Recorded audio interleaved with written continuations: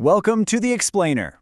Today, we're diving straight into what is, honestly, a high-stakes digital spy thriller. Right now, across the globe, there's this constant, invisible battle happening between authoritarian censorship and citizens who are just fighting for access to an open internet. So today, we're going to uncover exactly how you sneak information past some of the most heavily guarded digital borders in the world. Okay, let's dive into this because this right here is the core problem. For years, virtual private networks, or VPNs, were the absolute ultimate workaround for accessing blocked websites. You fire up your VPN, your traffic gets encrypted, and boom, you bypass the local firewall. But the thing is, governments and network administrators aren't stupid. They adapted. They actually started hunting down and blocking VPN traffic itself. So what do you do when your digital invisibility cloak suddenly turns into a giant neon target? Let's look at Section 1, the setup, the cat and mouse game. In this whole digital arms race, the main villain of our story is Deep Packet Inspection, or DPI for short. Imagine the internet is a massive highway, right? Well, DPI is like a heavily guarded, heavily armed border checkpoint on that highway.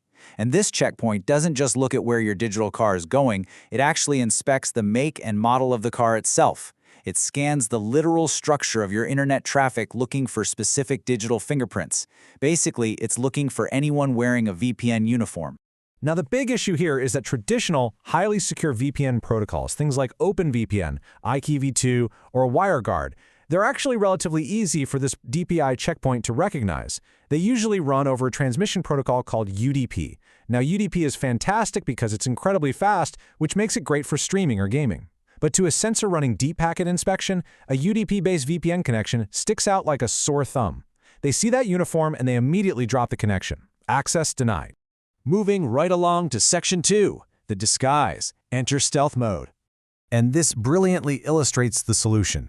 If the sensors are actively looking for a VPN uniform, well, the only logical step is to take the uniform off. Instead of standard protocols using recognizable UDP traffic that just gets blocked, Proton VPN's stealth protocol uses something called obfuscation. It takes your encrypted VPN traffic and literally wraps it in a disguise so that it looks exactly like normal, boring, everyday HTTPS web traffic. So to the sensors, your connection doesn't look like you're bypassing a firewall at all. It just looks like you're checking your bank balance or reading the morning news. It sneaks right past the checkpoint. What's genuinely fantastic about this technology is the core philosophy behind it. Because the developers believe everyone deserves online freedom, this digital disguise isn't locked away behind some expensive premium paywall. Stealth is actually available on all Proton VPN plans, and yes, that includes the free plan. Plus, you can use it across their Android, Windows, macOS, and iOS apps right now. All right, Section 3, under the hood, assembling the disguise. So you might be wondering, how do you actually cram a complex VPN connection into a basic HTTPS disguise? Well, for years, people tried to obfuscate VPNs by just slapping these clunky Band-Aid hacks on top of existing OpenVPN protocols. And the results? They were slow, unstable, and easily broken by sensors. Stealth is completely different. Actually, it was engineered entirely from the ground up, specifically to avoid detection, and to do it without sacrificing performance. This is where it gets really cool. We're going to walk through the literal assembly line of this disguise. Step 1. Your data is encrypted using WireGuard, which is a cutting-edge, ultra-fast cryptographic protocol. Step 2.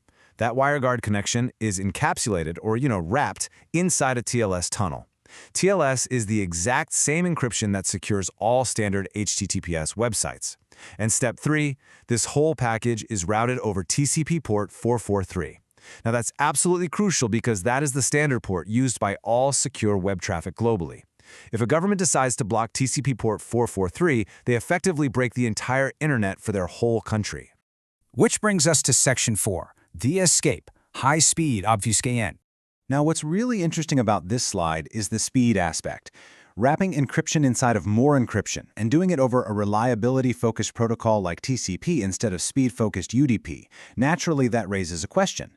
Doesn't that cause massive slowdowns or data delays? What they call a TCP meltdown. Surprisingly, no way. Because of its lightweight internals and some companion technology, using stealth can actually boost your connection speeds by up to 400% in certain situations, especially when you're connecting to distant servers. It completely shatters the old rule that obscuration has to be painfully slow. So how did they achieve this? Well, it's all thanks to an underlying technology called VPN Accelerator. The engineering team essentially stripped the engine all the way down to the studs. They eliminated a bunch of inefficiencies found in older OpenVPN core code. They also modified the Linux network stack on their servers so that known traffic actually bypasses the normal, slower packet processing path. And finally, they run their entire infrastructure on bare metal servers. That means there are no virtual machines or containers creating lag. It's direct, it's highly efficient, and it completely prevents that dreaded TCP meltdown we just talked about. And lastly, Section 5, the mission, the fight for freedom. Stepping back from the code and the servers for a second, it's important to realize you don't build a tool like this in a vacuum. The development of Stealth actually relied directly on courageous community testers. We're talking about real people living in countries under restrictive censorship regimes, where a digital disguise like this isn't just some cool tech trick. It's literally an absolute necessity for communicating with the outside world, organizing, or just accessing unbiased information. To quote the team behind this technology, "The cause of freedom has no borders, and we must stand together for it to succeed." It's a great reminder that this cat-and-mouse game, it's never truly going to end. Censors will keep building better DPI checkpoints, and privacy advocates will keep designing better, more adaptable protocols. Tools like Stealth are vital for ensuring that the free flow of information continues to stay one step ahead of authoritarian control. So we've covered a lot today. We've seen how standard VPNs get caught, we've walked through the brilliant TCP and TLS disguise of Stealth, and we've seen how bare metal engineering keeps the whole thing lightning fast. You now understand exactly how you can slip past the digital borders of the internet. So my final question to you is this: now that you hold the key to an uncensored web, how will you use your digital freedom? Thanks for joining me on this explainer, and keep exploring.